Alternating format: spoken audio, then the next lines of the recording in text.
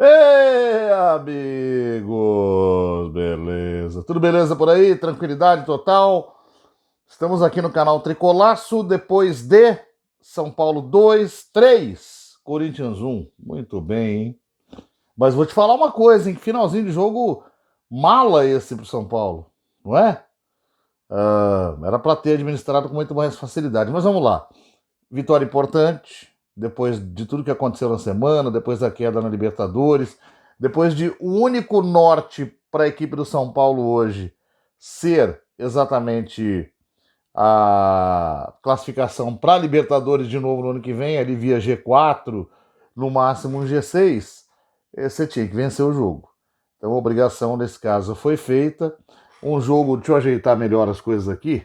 Muito bem, muito bem. Fazer como a gente faz sempre, né? Aí. É um jogo que apresentou muita dificuldade das duas equipes. O São Paulo e o Corinthians, os dois, talvez muito cautelosos de um modo geral. O jogo foi fraco. De um modo geral, assim, o jogo todo foi fraco. Mas o jogo no primeiro tempo ele conseguiu a façanha de não empolgar ninguém. Porque ninguém se arriscava muito ali, né? Jogo muito brigado no meio, muito de administração dos dois times. Aí o São Paulo conseguiu algumas escapadas.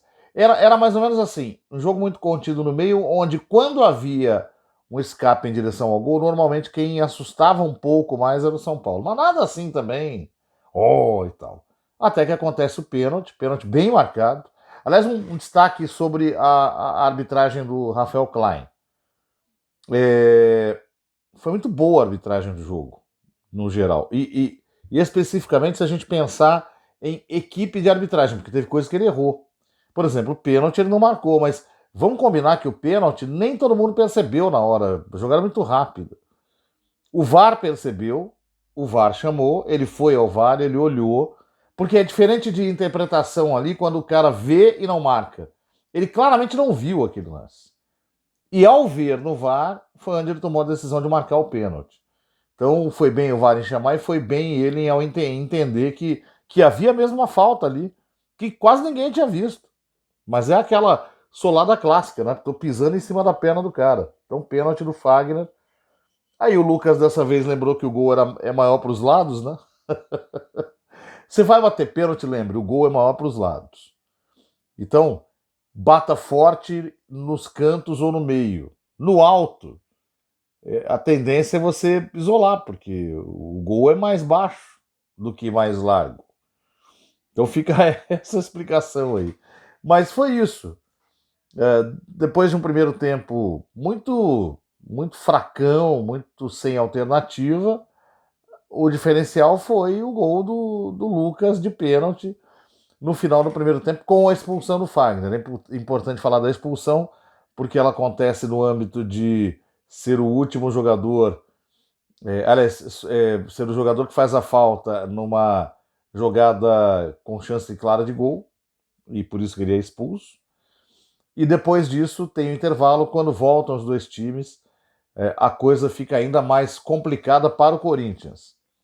E aí, ao mesmo tempo que ela fica mais complicada para o Corinthians, ela fica curiosamente perigosa para o São Paulo. Porque vamos lá, São Paulo está lá administrando a partida e tal, com aquele 1-0. E aí, num lance em que o Depay sofre falta, na disputa sem bola, o André Ramalho dá uma cotovelada na boca do Luciano. Outro lance que o árbitro também não viu, mas que o VAR pegou. Ele foi lá, olhou e ele podia inclusive optar, porque como ele não tinha dado nenhum cartão, ele podia optar inclusive por dar amarelo, se ele entendesse que seria o correto, ou simplesmente ignorar a, a, a, a imagem mostrada pelo VAR. Mas estava muito clara a imagem, muito clara, de novo. E aí o André Ramalho foi expulso. Pouco tempo depois disso, o São Paulo faz o segundo gol com o Arboleda, que tem merecido há muito tempo, porque tem jogado muita bola, né? E o jogador de defesa para fazer gol é muito difícil, então quando o cara tem oportunidade, a gente comemora. Mas assim, depois disso, O São Paulo se enrolou. O São Paulo não entendeu como jogar contra 9 jogadores de linha apenas. E eu acho que todo mundo errou um pouco. Os jogadores ficaram absolutamente relaxados demais e não entenderam que eles tinham que continuar exercendo o controle do jogo. O Zubeldia pensou o seguinte: eu vou tirar o Luciano que tem cartão, eu vou tirar Rafinha com cartão, eu vou montar um time que possa garantir o resultado. E aí, desse modo, ele tira o Luciano, ele bota André Silva, ele coloca mais jogadores, coloca o Eric no ataque ali, mas esse ele colocou depois. Mas primeiro ele faz um time um pouco mais cauteloso, um time com Lisieiro, né? Um time que vai esperar mais do que atacar. E eu acho que ele erra aí.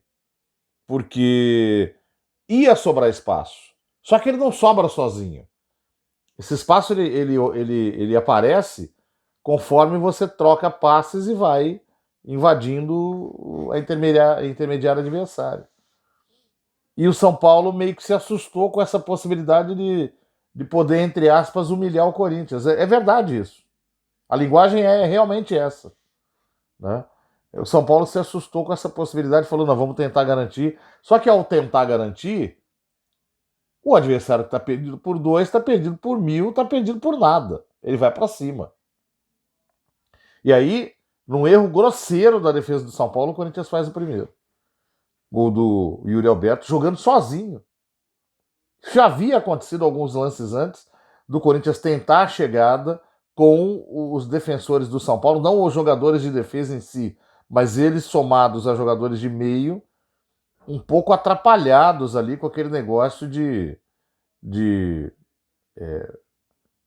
fazer linha de marcação, fazer linha de impedimento, enfim, ficou todo mundo meio assustado ali. O São Paulo tomou o gol.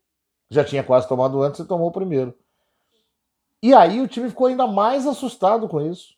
Quem estava na frente, Lucas, Eric, André Silva depois, essa turma não conseguia segurar a bola ali. E deveria estar trabalhando, segurando a bola ali, com troca de passe, inclusive. Porque o Corinthians não podia sair. Se o Corinthians saísse, o espaço viria. Só que o Corinthians estava pegando seus 9 jogadores de linha e colocando todos eles em bloco dentro do campo do São Paulo, e quem não conseguia sair era o São Paulo. Que nervoso que deu, rapaz.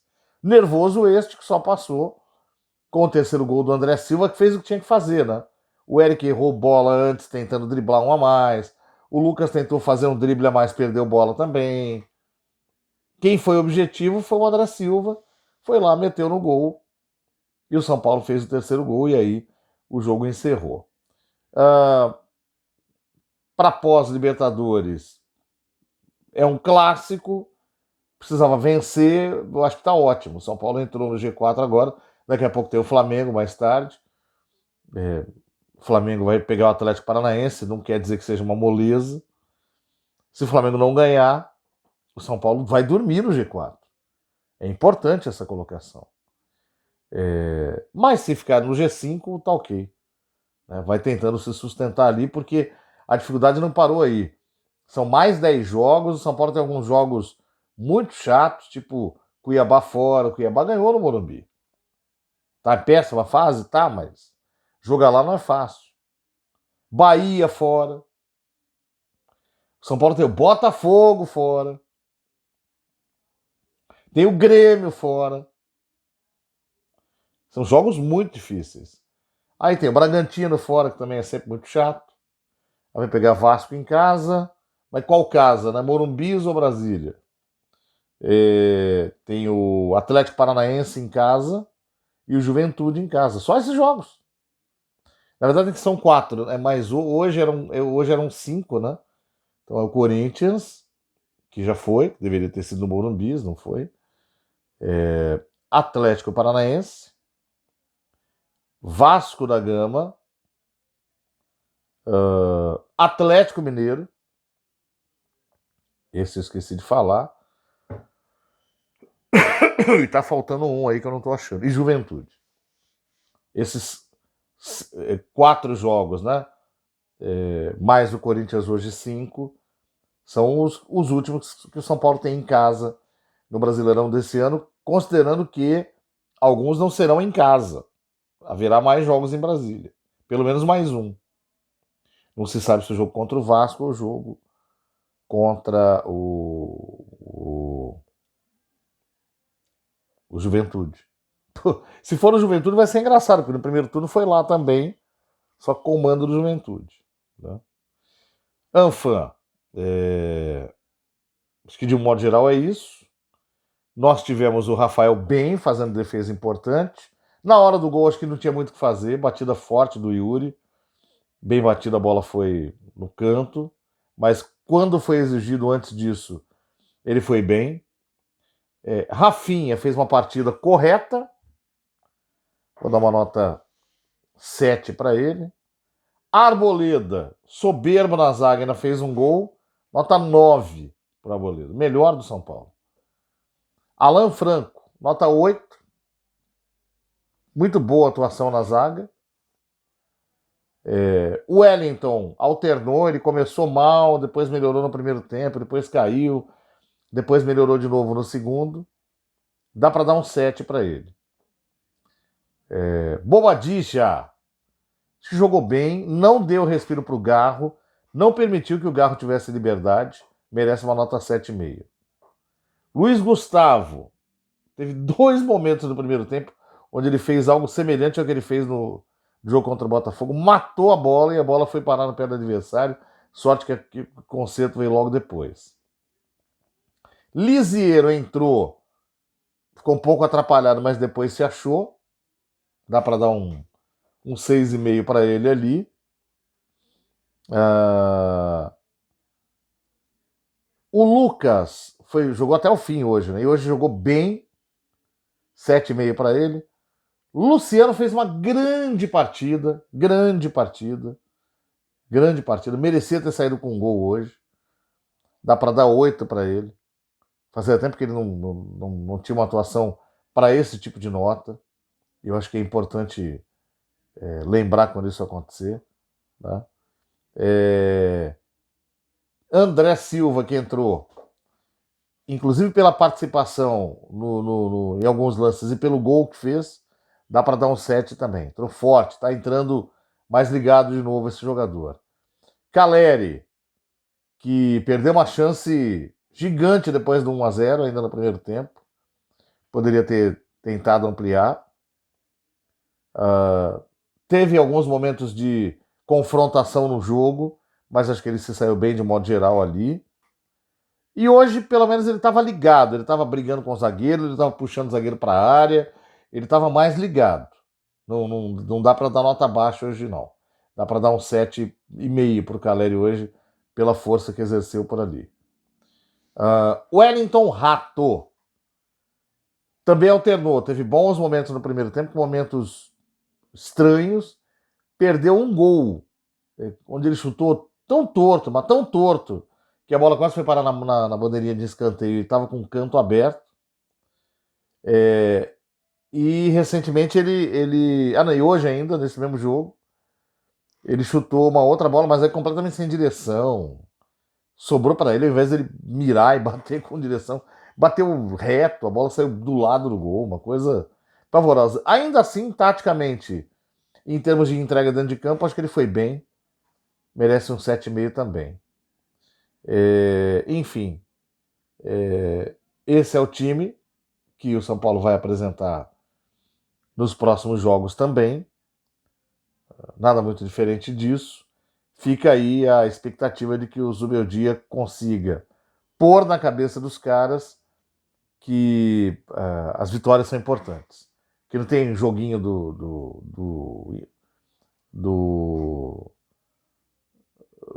relaxamento. Não tem mais relaxamento. Se quiser G4, título esquece. Título até 3, 4 rodadas atrás, se não fizesse tanta cagada, ainda poderia almejar. Mas não tem título. Então talvez a única coisa que vai convencer a torcida de acreditar nesse time é um pouco mais de força mesmo. E sobre a experiência de Brasília, tá aí, né? 25.898 público. A diretoria do São Paulo não vendeu ingresso para a torcida do Corinthians por causa da reciprocidade, só que é o seguinte, né? O que se chama de reciprocidade em São Paulo é lei. É lei não, é regra, é norma. Eu discuto bem se aplicar essa norma em Brasília é correto, porque lá não existe. Mas o São Paulo disse que o evento era para ele, só não vendeu ingresso, acabou. Talvez tivesse um pouco mais de gente, mas também não acredito na dobra disso. Estou querendo dizer o seguinte: estádio não é casa de show. 1.000 quilômetros distante da sua casa, por mais simpatizante que você tenha, não é a mesma coisa em termos de afluência de público. Ficou aí um público mediano para baixo. No estádio de 72 mil pessoas, é bem menos que a metade do estádio. Para você perfazer a metade, teria que ter 31 mil pessoas, pelo menos. Tinha menos que isso. Mas o influencer gosta, né? Ele gosta, ele divulgou com pompa e circunstância o acordo. Cara, eu não me conformo com o acordo da Live Nation até agora. Porque eu vi colegas, amigos e tal, festejando isso, cara. Aí fala, pô, mas é dinheiro para. Eu sei que é dinheiro para o clube, mas é do jeito errado. É do jeito errado. Você está deixando o futebol para lá para ganhar dinheiro com uma coisa que não é a sua atividade principal. É muito complicado isso. Para mim é muito difícil de entender. Eu torço pro São Paulo Futebol Clube, né? É um time de futebol que deveria, em primeiro lugar, cuidar das coisas do futebol, só do futebol. E sempre que alguém me pergunta, eu falo, ó, o Flamengo fez um saneamento de despesas e entrou na linha e tá aí há pelo menos 8 anos faturando pra caramba e montando grandes times, e não precisou de SAF, que é algo que eu não sou contra, sou a favor. E também não precisa de show, porque o Maracanã não tem show toda hora. E no Maracanã ele não manda sozinho. E tá aí, com 2 bilhões de receita. O que ele fez? Parou de gastar com bobeira, pegou as dívidas e pagou, disse pra torcida, ó, não vamos ganhar esse ano porque não vai ter dinheiro para montar um time bom. Não ficou apelando para show, para evento, para nada disso. Olha onde está o Flamengo e olha onde está o São Paulo em termos financeiros. E não venha me dizer que não é importante, claro que é. Sem essa parte bem gerida, bem feita, você não tem time competitivo, por exemplo. E hoje o São Paulo fica devendo para vários times aí. Então eu continuo com o meu bordão. Estádio não é casa de show. Se quiser fazer show, espera a temporada acabar. Utiliza uma data FIFA para fazer. E cobre caro desses caras. Muito mais caro do que a média, porque não é uma casa de show. É isso. Por esse vídeo é isso. Nos falamos durante a semana. Abraço a todos. Vamos em frente. Valeu.